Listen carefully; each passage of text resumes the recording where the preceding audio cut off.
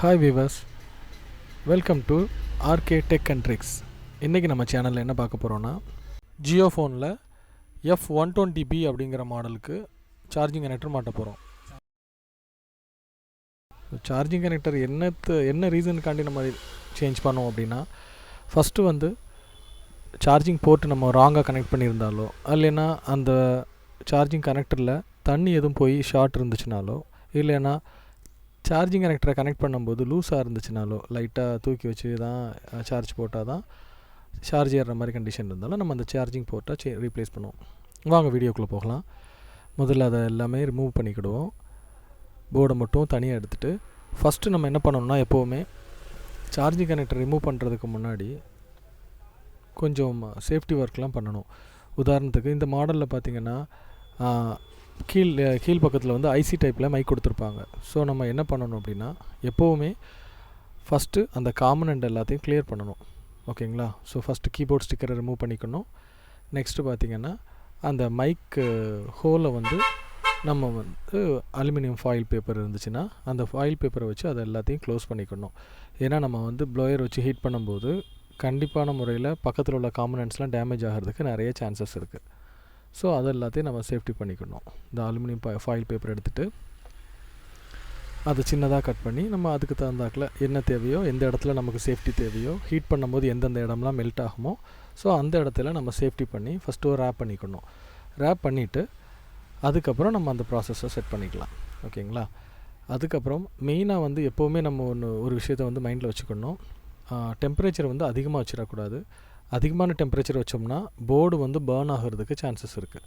So நம்ம எப்போவுமே ப்ளோயரில் maximum ஒரு 380 வரைக்கும் மெயின்டைன் பண்ணிக்கலாம். ஸோ 380 to 400 வரைக்கும் வச்சுட்டு நம்ம அதை ஹீட் பண்ணிக்கலாம். ஓகேங்களா? அதை ஃபுல்லாகவே மெல்ட் பண்ணுற மாதிரி ஆகாமல் நமக்கு எந்த இடத்துல சேஃப்டி தேவையோ, மெயினாக மைக்கு நம்ம ஹீட் பண்ணும்போது மைக்கு கண்டிப்பாக டேமேஜ் ஆகிரும். ஸோ மைக்கு டேமேஜ் ஆகாமல் இருக்கிறதுக்காக இந்த ரேப் சுற்றிக்கணும்.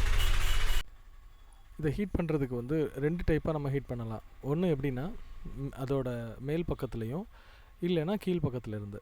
ஓகேங்களா? ஸோ மேல் பக்கத்தில் ஹீட் பண்ணும்போது என்னென்னா, நம்மளுடைய அந்த காம்பனண்ட் பர்ன் ஆயிரும். ஸோ நம்ம எடுக்கிறதுக்கு அந்த மெத்தடை யூஸ் பண்ணிக்கலாம். பட் புதுசாக நம்ம கனெக்டர் வைக்கும்போது கீழ்ப்பாகத்துலேருந்து போர்டோட சர்க்கியூட்டோட கீழ்ப்பாகத்துலேருந்து நம்ம பண்ணிக்கலாம். ஸோ இந்த மாதிரி உங்கள்கிட்ட அந்த சர்க்கியூட்டரை பிடிக்கிற மாதிரி டிவைஸ் வச்சுருந்தீங்கன்னா இது கொஞ்சம் பெட்டராக இருக்கும். ஏன்னா நமக்கு என்ன ஆங்கிள்னாலும் நம்ம அதை அட்ஜஸ்ட் பண்ணி திருப்பிக்கிடலாம். ஓகேங்களா?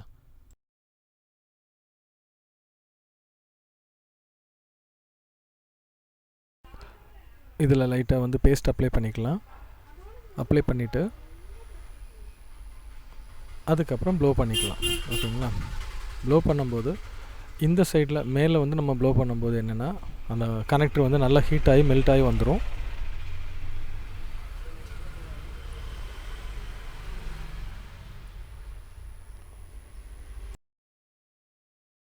இப்போ பார்த்திங்கன்னா கனெக்டர் நல்லா மெல்ட் ஆகிருச்சுது.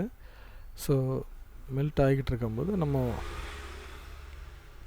டெம்பரேச்சர் வச்சுருக்கிறது கரெக்டானான்னு பார்த்துக்குங்க.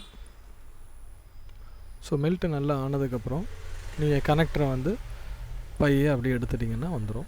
ஸோ எப்போவுமே கனெக்டர் எடுத்ததுக்கப்புறம் மெயினாக நம்ம ஒரு பண்ண வேண்டிய ஒரு முக்கியமான விஷயம் என்னென்னா, கனெக்டரோட சர்ஃபேஸ் இருக்குது பார்த்திங்களா, அந்த சர்ஃபேஸை கம்ப்ளீட்டாக நம்ம க்ளீன் பண்ணணும். இப்போ நம்ம கனெக்டர் ரிமூவ் பண்ணியாச்சு. ஸோ கனெக்டர் ரிமூவ் பண்ணிவிட்டு ஃபஸ்ட்டு அந்த கனெக்டரோட சர்ஃபேஸ் கரெக்டாக இருக்கா, ப்ராப்பராக இருக்காங்கிறத பார்த்துக்கிடணும்.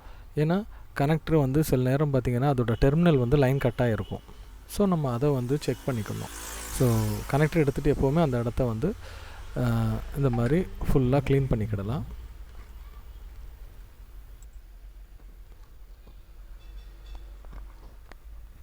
அதுக்கப்புறம் இந்த கனெக்டரில் பேஸ்ட் அப்ளை பண்ணி அந்த கனெக்டரோட டெர்மினலை நம்ம சால்ட்ரிங் பண்ணணும். இது ரொம்ப இம்பார்ட்டன்ட். ஏன்னா அந்த மாதிரி நம்ம சால்ட்ரு பண்ணினா மட்டும்தான் நம்ம ஹீட் பண்ணி அந்த கனெக்டரை அதில் ஃபிக்ஸ் பண்ணும்போது ப்ராப்பராக அந்த டெர்மினல் அதில் ஃபிக்ஸ் ஆகிருக்கும். இல்லைன்னா அதோட நெகட்டிவ் பாயிண்ட்டும் பாசிட்டிவ் பாயிண்ட்டும் சம்டைம்ஸ் கனெக்ட் ஆகாது. நம்ம கனெக்டர் வச்சு கொடுக்கும்போது ஓகே ஆயிரும். அதுக்கப்புறம் ஒரு 2-3 டேஸில் அகெயின் இந்த கம்ப்ளைண்ட் ரிப்பீட் ஆகிறதுக்கு சான்சஸ் இருக்குது. ஸோ அதனால் இதை ப்ராப்பராக நம்ம பண்ணணும் அப்படின்னு நினச்சோன்னா இந்த மாதிரி பண்ணுறது பெஸ்ட்டு.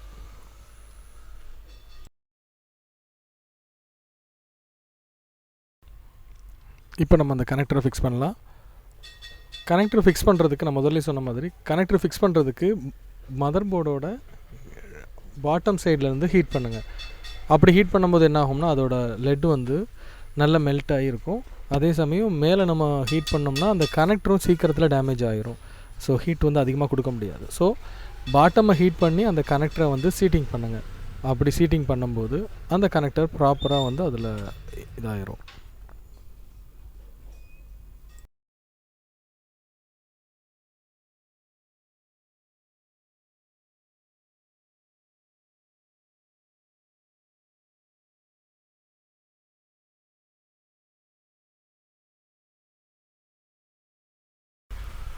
இப்போ கனெக்டர் வச்சாச்சு. ஸோ கனெக்டர் வச்சு முடிச்சதுக்கப்புறம் மெயினாக நம்ம பண்ண வேண்டியது என்னென்னா ப்ளஸ் மைனஸு ஷார்ட் ஆகிருக்கா அப்படின்னு செக் பண்ணணும். ஏன்னா ப்ளஸ் மைனஸ் வந்து சம்டைம்ஸ் நம்ம வைக்கக்கூடிய லெட்டில் வந்து ஏதாவது சின்ன பிசர் வந்து அதில் இருந்துச்சுன்னா அது ஷார்ட் ஆகிருக்கும். ஸோ மல்டிமீட்டரை வச்சு ப்ளஸ் மைனஸ் மட்டும் ஷார்ட் சர்க்யூட் மாதிரி செக் பண்ணி பார்த்துக்கணும், ஷார்ட் எதுவும் இருக்கான்னா. ஸோ இல்லைன்னா ப்ராப்பராக ஆயிரும், அவ்வளோதான். ஓகேங்களா. அப்புறம் வந்து ரொம்ப இம்பார்ட்டண்டான விஷயம், கனெக்டர் வச்சு முடித்ததுக்கப்புறம் கம்ப்ளீட்டாக அந்த இடத்த வந்து ஐபி வச்சு க்ளீன் பண்ணிடுங்க.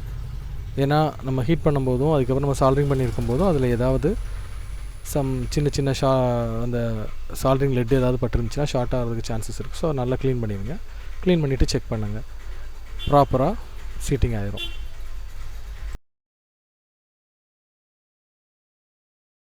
அப்புறம் வந்து நம்ம இது முடித்ததுக்கப்புறம் ஃபைனலாக வந்து என்ன பண்ணணும் அப்படின்னா அதோட கனெக்டர் இருக்குல்ல, அதோட 5 டெர்மினல்லையும் லைட்டாக நம்ம வந்து சால்ட்ரிங் பண்ணிக்கணும்.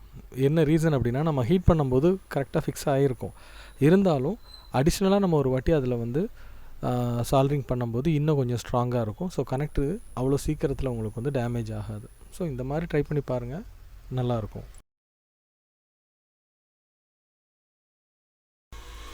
சார்ஜிங் கனெக்டரை வந்து கம்ப்ளீட்டாக செக் பண்ணியாச்சு. ஸோ மல்டிமீட்டர்லேயுமே வந்து ஷார்ட் சர்க்யூட் எதுவும் காட்டலை. ஸோ சார்ஜ் செக் பண்ணி பார்ப்போம். ஸோ சார்ஜ் வந்து கண்டிப்பாக கிளியராக இருக்கும்.